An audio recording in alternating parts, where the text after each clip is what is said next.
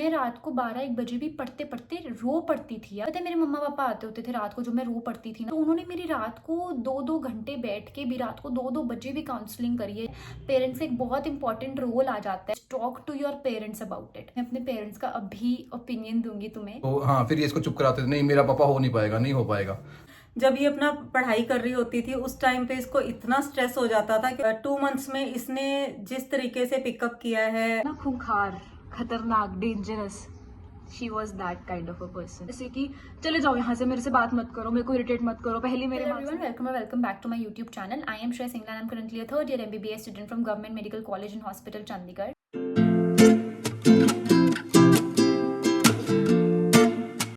Today I want to talk about a very important thing जो मैं एक last के मंथ में ज़रूर एड्रेस करना चाहती हूँ। And please please please do send this to your friends as well कि आई नो लास्ट के मंथ में कितनी एंशियसनेस, कितनी एंजाइटी होती है, कितना डिप्रेशन हो रहा होता है, burn out, peer pressure, backlog, score नहीं आ रहा। एंड ये पता है ये लास्ट मतलब नीट का जब तुम OMR में लास्ट क्वेश्चन नहीं भर देते ना, रिजल्ट नहीं आ जाता, तब तक ये एंजाइटी रहती है।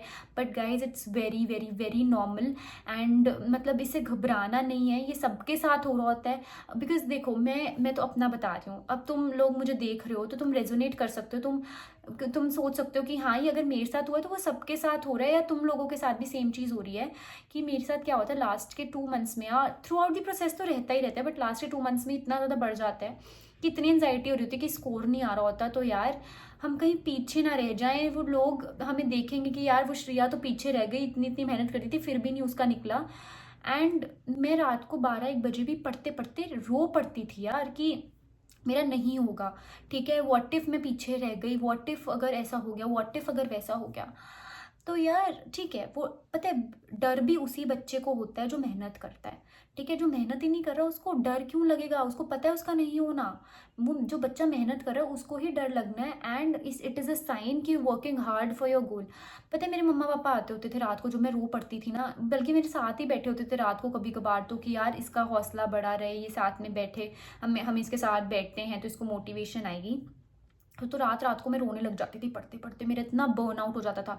अभी MBBS में भी हो जाता है कभी कभार, it is a part of life कि तुम्हारा बर्न आउट हो रहा है, मतलब that means you working hard for your गोल।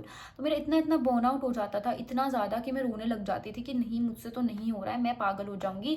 फिर वो बोलते थे कि कुछ नहीं होता, it is not the end of the world अगर एक आधा नंबर कम भी आ गया, बट मुझसे सहन नहीं होता था जब वो ये बोल देते थे। तो उन्होंने मेरी रात को 2-2 घंटे बैठ के भी रात को 2-2 बजे भी काउंसलिंग करी है यार। एंड ये बहुत इंपॉर्टेंट चीज़ होती है, पेरेंट्स का एक बहुत इंपॉर्टेंट रोल आ जाता है कि तुम्हें मतलब जब तुम एंशियस हो, तुम डिप्रेस्ड हो, वो अगर तुम्हें काउंसिल नहीं करेंगे उस टाइम, और वो काउंसिल भी कैसे करेंगे जब तुम शेयर करोगे। अब मैंने बहुत बच्चे देखे हैं वो ना अंदर ही अंदर परेशान होते रहते हैं कि यार नहीं होएगा, नीट नहीं क्लियर होगा, पीयर प्रेशर बहुत ज़्यादा आ रहा है, बहुत ज़्यादा स्ट्रेस, इतना दिमाग भारी हो जाता है कि नहीं हो पाएगा हमसे, बिल्कुल मतलब पीछे रह जाएंगे, हम डिसअपॉइंट कर देंगे अपने आप को, अपने पेरेंट्स को, उन्होंने इतनी इतनी उम्मीदें लगाई हुई हैं, या फिर रिश्तेदार क्या बोलेंगे, बहुत चीज़ें दिमाग में चल रही होती है as a NEET aspirant. But it's fine, it's totally fine. What you have to do is talk to your parents about it.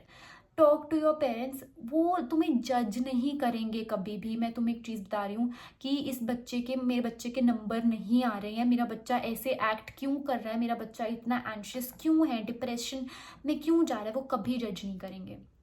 But you will feel far far far better अगर तुम उनसे कुछ चीज़ शेयर करोगे। तुम्हें ऐसा लगेगा तुम्हारा जो बर्डन था इतना ज़्यादा वो सारा रिलीव हो गया, तुम ठीक फील करोगे, ठीक महसूस करोगे अगर तुम उनसे शेयर करोगे। उनको तभी ये चीज़ पता लगेगी अगर तुम उनसे शेयर करोगे। हाँ, उनको दिखेगा ज़रूर कि तुम स्ट्रेस्ड हो, बट वो तुम्हें तब तक ही काउंसिल नहीं कर पाएंगे जब तक तुम उनसे शेयर नहीं कर पाओगे, क्योंकि उनको एग्जैक्टली प्रॉब्लम पता नहीं है। I have seen NEET aspirants, JEE aspirant, मेरे बहन भाई भी हैं कुछ, वो अपनी प्रॉब्लम नहीं शेयर करते मम्मी पापा से, जिसकी वजह से क्या होता है कि पेरेंट्स इतने परेशान होते हैं कि यार बच्चा अकेला रूम में बैठा पता नहीं क्या सोच रहा है। बट पेरेंट्स बहुत अच्छा रोल प्ले करते हैं अगर तुम उनको अपनी प्रॉब्लम बताओ। मैं हमेशा से बहुत शेयर करती आई हूँ अपनी प्रॉब्लम्स अपने मॉम डैड से, एंड मैं उनको बोलती आई हूँ कि यार मुझे स्ट्रेस हो रहा है, मैं 2-2 घंटे उनसे काउंसलिंग सेशंस लेती थी कि यार देखो ये तो है नहीं कि वो काउंसलर हैं या कुछ हैं, बट उनका एक्सपीरियंस है, कोई भी एग्जाम देते हो उनका एक्सपीरियंस है कि हाँ, वो मुझे बल्कि बोलते थे कि यार एक दिन ऑफ ले ले, यू विल बी बेटर। ठीक है। तो ऐसे अगर तुम उनसे शेयर करोगे तो तुम्हारा जो मतलब अंदर भरा पड़ा है वो निकल जाएगा बाहर। बल्कि इस वीडियो में अपने अपने मम्मा का भी अपने पापा का भी आपको बताऊंगी, एक ओपिनियन दूंगी, एक जेन्युइन ओपिनियन दूंगी, एक एडवाइस वो भी देंगे इस वीडियो में आपको आगे, कि उनको क्या लगता था कि मैं कैसे बिहेव कर रही हूँ, या फिर उन्होंने मुझे कैसे हेल्प करी है, या फिर एक बच्चे के लिए it is very normal during this period to act this way. But अगर तुम शेयर करोगे तुम्हारा बर्डन कम हो जाएगा एंड तुम बहुत बेटर परफॉर्म करोगे।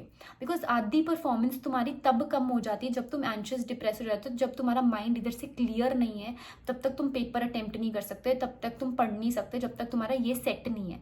ठीक है। तो तुम्हारा माइंड सेट कैसे होगा? अगर तुम उससे बात करोगे, किसी से बात करोगे। एंड सबसे अच्छी जगह जाना है दैट इज पेरेंट्स। क्यों? क्योंकि पेरेंट्स कभी तुम्हें जज नहीं करेंगे फॉर हु यू आर। ठीक है। तो अपने पेरेंट्स के पास जाओ, मैं अपने पेरेंट्स का अभी ओपिनियन दूंगी तुम्हें, एंड तुम्हें पता लगेगा कि I am not lying at all, कि हाँ कि जस्ट ऐसी बातें बना रही है कि इसको भी ये होता था। नहीं, मुझे सच्ची होता था एंड दे लेट यू। जब ये श्रिया का एग्ज़ाम था, लास्ट 2 मंथ रह गए थे एग्ज़ाम में, नीट के एग्ज़ाम में, तो इसका बहुत ज़्यादा इसको प्रॉब्लम आती थी। ये सारा दिन रोती रहती थी, रात को 11 बजे 12 बजे 1 बजे कि मेरे से नहीं हो पाएगा, मैं नहीं कर पाऊंगी, मेरा तो स्कोर बढ़ ही नहीं रहा है, मेरे 560 आ रहे हैं, 580 आ रहे हैं, बस इससे ज़्यादा स्कोर नहीं बढ़ रहा। बट हम इसको काउंसलिंग करते थे, इसकी मम्मा और मैं इसकी काउंसलिंग करते थे सारा दिन बैठ के। तो हाँ, फिर ये इसको चुप कराते थे, नहीं मेरा पापा हो नहीं पाएगा, नहीं हो पाएगा। तो हम क्या करते थे, फिर इसने जब इसने आगे एग्ज़ाम देने शुरू किए, मॉक टेस्ट देने शुरू किए, जैसे कि आकाश के या एलन के। आकाश के बाद इसने जब सीरीज शुरू करी तो इसके तकरीबन हर मौके बाद इसके 10-20 नंबर बढ़ने शुरू हो गए। तो at the end of the मतलब मंथ 2 मंथ्स इसका स्कोर अबाउट 650 के करीब आना शुरू हो गया था। तो मेरे को लगता है कि हर बच्चे का ये प्रॉब्लम रहती है कि हाँ, ये बच्चे करते ही हैं ये चीज़ें। तो अपना मतलब मोटिवेट करना अपने आप को कि हाँ हम कर सकते हैं। तो ऐसे ने इसने किया, इसने हमारे मतलब हर टाइम इसने वो अपनी मिस्टेक्स के ऊपर देखा, तो उसके ऊपर इसने वर्क किया। तो आई थिंक आप भी कर सकते हैं उसको। श्रेया शुरू से ये एक कूल और काम बच्चा रहा है, मतलब बहुत इमोशनल बच्चा रहा है। लेकिन जब ये अपना पढ़ाई कर रही होती थी उस टाइम पे इसको इतना स्ट्रेस हो जाता था, क्योंकि इतने घंटे की सीटिंग स्कूल्स में तो नहीं होती है। यहाँ पे जब वो करती थी 8-8 10-10 घंटे की सीटिंग करती थी, उसमें कई बार क्या होता था 2-2 मॉक टेस्ट एक साथ देती थी बिना कुछ खाए पिए।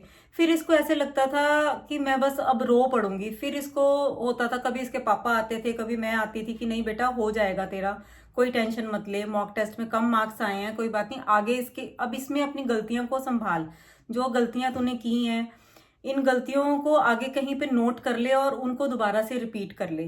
तो यही होता था कि इसको हम बार बार समझाते थे। फिर ये कहती थी कि बस अब ना कहीं मैं जोर से ना बोल दूं, रेड अलर्ट कर देती थी कि मम्मा पापा अब मैं ना आपसे कहीं जोर से ना बोल पड़ूं, क्योंकि शुरू से मैंने जैसे बताया कि कूल और काम इमोशनल बच्चा रहा है। तो हमें पहले से ही पता होता था कि ये अगर कभी जोर से बोल भी जाती थी तो हम इसको कुछ नहीं कहते थे कि हाँ। फिर बाद में इसको रियलाइजेशन होता था कि मैंने ये बोला, लेकिन वो चीज़ काफ़ी काम कर गई कि हम उस टाइम पे बड़ा शांत रहते थे।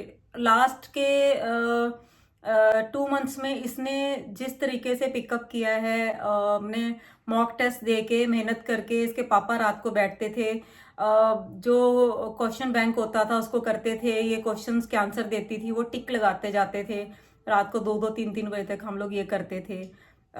तो ये चीज़ें बच्चे को हमेशा सपोर्ट करना चाहिए, बच्चों को, पेरेंट्स को। मैं सबको पेरेंट्स को यही कहूँगी कि अपने बच्चे के साथ आप टाइम स्पेंड कीजिए जितना आप मैक्सिमम कर सकें, तभी आपका बच्चा कुछ कर पाएगा। सिर्फ बच्चे के ऊपर ना छोड़ें कि बच्चा आपका कितना कैपेबल है, पेरेंट्स को भी साथ ही कैपेबल होके उसके साथ खड़े रहना पड़ेगा।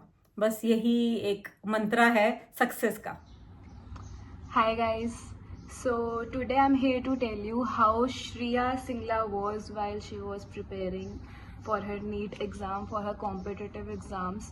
तो जिसको कहते हैं ना खूंखार, खतरनाक, dangerous, she was that kind of a person. इतना ज़्यादा स्ट्रेस में रहती थी पूरा टाइम, इतना ज़्यादा परेशान रहती थी। अगर उसको कोई खाने के लिए बोल दे, कोई बाहर जाने के लिए बोल दे, कोई बात करने के लिए बोल दे, तो she used to get all ऐसे कि चले जाओ यहाँ से, मेरे से बात मत करो, मेरे को इरिटेट मत करो, पहले मेरे मार्क्स नहीं आ रहे हैं, आप मुझे ऐसे कर रहे हो, मतलब बहुत ज़्यादा ऐसे हो जाती थी। तो मेरे साथ नहीं हो सकती, वो अलग बात है। तो मैं आपको एक हैक और ट्रिक बताऊंगी जो मैं करती थी उसके साथ। तो what I used to do was I had a nickname for her, Tingu. तो जब भी मैं तो मैं उस टाइम अपने कॉम्पिटिटिव एग्जाम्स के लिए मैं भी प्रिपेयर करती थी, तो जब भी मैं फ्री होती थी ना, I used to just go to her room and start saying tingu tingu tingu tingu. I know it's funny but this is what made her feel good at that time. मतलब थोड़ा सा उसके लिए वो relax वाली होता है ना, कि रिलैक्स हो जाती थी वो उससे. She use to smile, she use to laugh on it. तो बहुत इरिटेट भी हो जाती थी बट मैं उसको कर देती थी. तो बेसिकली जो रोल होता है ना सिबलिंग्स का, वो बहुत इंपॉर्टेंट होता है. नो मैट, बिकॉज अगर आपको स्ट्रेस हो रहा है, बहुत ज़्यादा हो रहा है, तो your siblings can make you laugh, your siblings can make you feel good. मतलब this is how you can help them while they are studying. So it is very important कि आप अपने सिबलिंग्स को ऐसे ही थोड़ा सा मोटिवेट करते रहो. थोड़ा सा, ज़रूरी नहीं है कि आपने उनको हमेशा से ऐसे में भाषण देना है कि नहीं नहीं आप पढ़ो आप लिखो. थोड़ा सा स्ट्रेस बस्टर ये सब चीज़ें, जैसे टिंगू टिंगू बोल देती थी मैं उसको, या फिर थोड़ा सा कुछ और हंसी मजाक कर देती थी. तो this is very important for any person who is preparing for their competitive exams. So that was a very genuine opinion by my parents and my sister. And देखो यार, बहुत ज़्यादा इंपॉर्टेंट होता है कि पेरेंट्स और जो भी सिबलिंग्स हैं वो आपको सपोर्ट करें इन दिस पीरियड. बट वो तभी कर पाएंगे अगर तुम उन लोगों को बताओगे, शेयर करोगे अपनी प्रॉब्लम्स. देखो मुझे पता है ये कि तुम परेशान भी हो रहे हो, तुम इतने वो मतलब अंदर से कितने वो होते हो कि बर्न आउट हो चुका है. बट यार अगर तुम उसको बाहर नहीं निकालोगे ना, तो तुम्हारे रिजल्ट्स अच्छे नहीं आएंगे, जस्ट बिकॉज तुम अंदर ही अंदर एक परेशानी में हो. How will you focus? तो पेरेंट्स यार, सिबलिंग्स साथ में भी बैठते हैं यार. मैं रात को 2-2 3-3 बजे तक पेरेंट्स वगैरह बैठे हैं साथ में, मेरे साथ क्वेश्चंस करवाए हैं. जैसे मेरी मम्मा ने बोला, मेरे क्वेश्चंस तक करवाए हैं उन्होंने. तो यार वो सब कुछ करने को रेडी हो जाते हैं. और it is very very very normal कि तुम ये सब फील कर रहे हो लास्ट के टाइम में.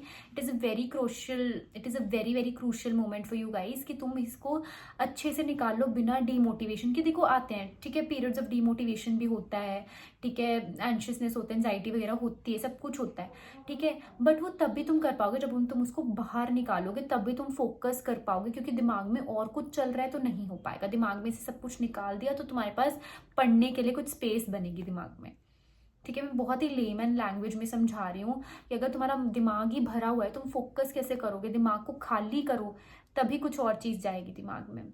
All the very best. It is very very very important to stay calm in this period.